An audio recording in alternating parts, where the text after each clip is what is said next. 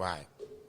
You know, where somebody got the rap. Now, all the times, I ain't got nothing against the rappers. You know what I'm saying? But sometimes it be too much because that's kind of like my life. You know what I'm saying? So when you around it all the time and it's like, okay, bring on something different. You know what I mean? Or let's just party. You know what I'm saying?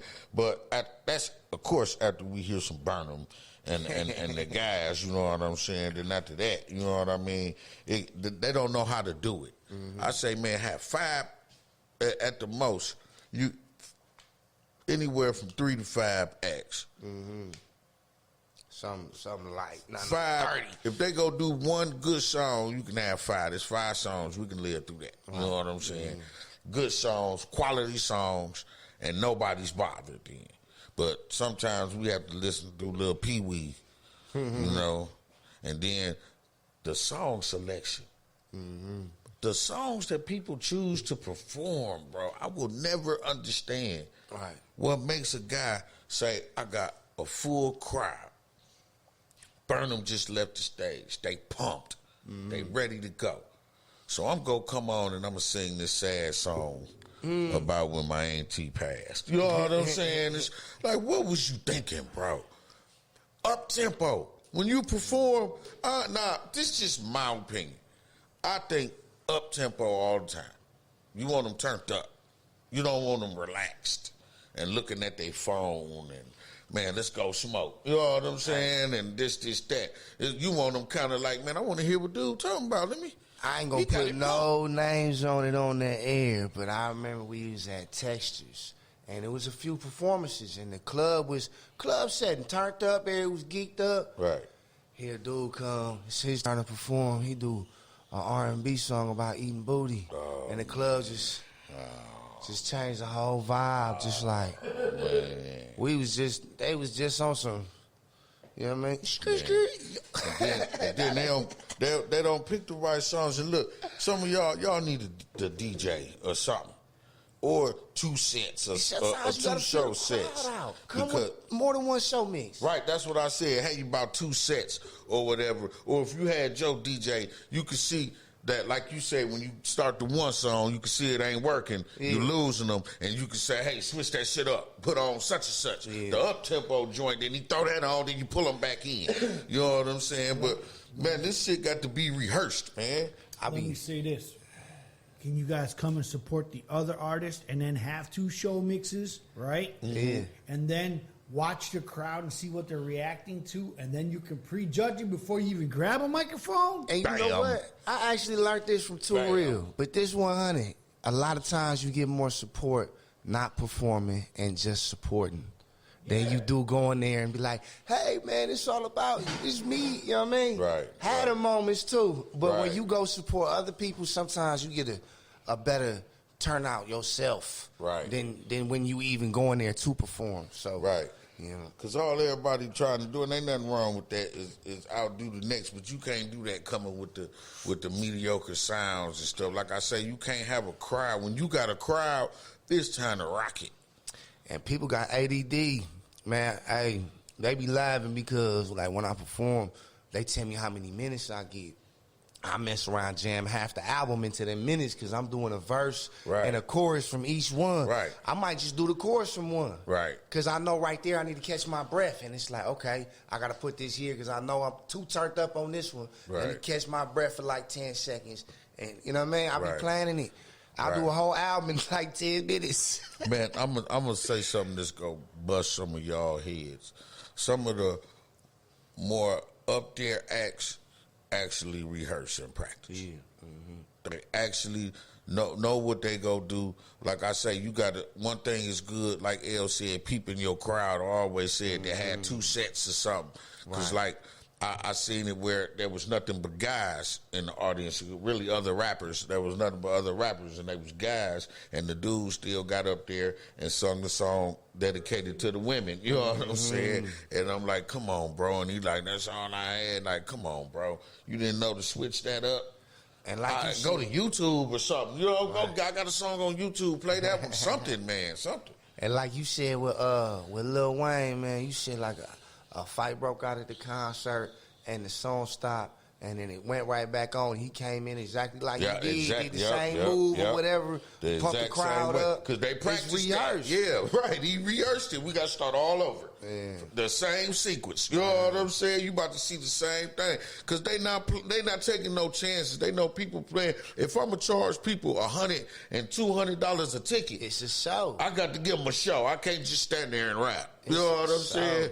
And you get a lot of these people doing that. Provide some entertainment. If you can't dance, get some dancers, have some stuff going on the screen behind you, anything. Just jazz. I saw the Migos, Saturday Night Live.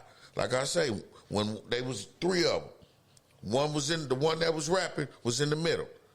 When his verse was over, they did a little dance step, transition, the next one stepped in. You know what I'm saying? And it went all the way around. You know what I'm saying? And they did their thing. They rehearsed that. That was rehearsed. They ain't taking it to chance. That's why they get the big dollars. You know what I'm saying? They like, we go practice this, bro. When they doing a step and you see everybody do it, and then you got what's the boy, Duke from Memphis? Duke, he doing this, Duke Deuce. They doing the dance. Dog got a whole instructional video on how to do the dance. You will go to his show just to see Dog do that dance. Right. You know what I'm saying? Just because you know they about to turn it up there. Right. That's I'm telling you, you got to give them that. You got to turn up, dog. You got to give them something to remember. Right. You did the same thing, and everybody think this turning up. They get up there and they do that, and I'm like, that's it. Everybody doing that. To do that, you go come on and do that, bro. You know what I'm saying? Right. He gonna do the same thing, bro. Do something somebody ain't doing. You know what I mean? Give me something to look at. Like I say, put some girl. What Luke do? He put them girls up there. They can't dance. They ain't nothing to look at. But if we throw these girls up here, right. Now you paying attention. We got you something to look at. Ain't nobody leaving. You know, the fellas, they like, I want to see them. You can get on there and say anything at that point. Right. You know what I mean? Good morning, boogie, boogie, booty, clap, booty, clap. Sean Curry. Hey, Sean, what's up? That's my partner right there. We got things going on. They not going to blink. They going right. My favorite song now. See, we go give y'all right where we going. We got the Gotti show coming back, and we're gonna give y'all a chance to practice and polish your stuff up. I want to see if I could get L in there. I'm trying to get L involved as a sometime host and a guy that when we have the little talent portion, L should audition for the talent show. A judge. Bring the tables. Don't you DJ, bro? I want to have him on. I want to have a DJ battle. Listen, this is gonna be straight. We just go keep it live and turned up. When we had the DJ at the same time. When we had the talent stuff, I got to have L in there as a judge and to give pointers and stuff like that. As a person from inside the industry that's traveled the world, you know what I'm saying, and DJ'd everywhere. You know, I got to have that. And then when we provide quality people like that, they got to know what they got to do. And who knows, we may help somebody. Somebody 2 years down may be on and been like, man, I performed at this one thing, and this guy, he was telling me what I needed to do, and I did it. And I'm on. You know what I'm saying? No, when you got somebody that will listen, because artists nowadays know it all. They know it all. You can't tell them nothing. You know what I'm saying? You could tell them something that they should be doing. They say, oh, yeah, I know that. Well, why you not doing it? Imagine somebody being like, I recorded this in my basement, and because I went through this, I decided to go to the studio, get it right, and now I'm Artist of the Week. Right. You know what I mean? Big transition. You know what I mean? You got to move, man. These dudes, when you listen to the little babies and all that, whether you like they rap or not, all that stuff sounds well put together. Right. The production be everything is A1. You know what I'm saying? It's well put together. And if you pay attention to music, the detail, you be like, damn, subconsciously it be stuff in there that just, you might get hit with something from the left and then something from the right. Right. You feeling it, you that do music and be around music, like, damn, they snap. Right. Actually in the The detail. key element to that whole thing is, like you said, it's well put together, is that they had somebody mix and master it outside of their camp Right. So that it came back and it sounded like something you would hear on the radio. Somebody objective to what they normally put it on there, like this is the standard. Because see, what happens is, and I always tell people this: get a reference track of somebody that you think you rap like, and try to get your sound to sound as crispy as theirs. Who I rap like? I've been trying to figure this out for years. That's a good. Let me think about it. Who do I rap like? I don't think I can't figure out who I sound like. What category? You sound like Burnham. But the thing is. But that's the thing with reference tracks. It's always been an issue for me because I'm like, I don't know what to put it up. Yeah, but sonically, when you're listening to a track, like let's say The Baby, right? You put that track up to listen to it sonically, and then you put your track up next to it, and you say, do they sound volume-wise? Do they sound the same? Do the drums sound the same? Meaning, are they crisp? Do they not sound distorted or muddy or gray? You know what I'm saying? So those are things that people need to listen to and listen for when producing a track or sending it out. Because we'll get it and pump a record and be like, dude, this sounds like shit. You don't want your record to stand out in a bad way. Yeah. Like, your record sounds like shit. Whole playlist sound good like, except for your record, buddy. Wrong.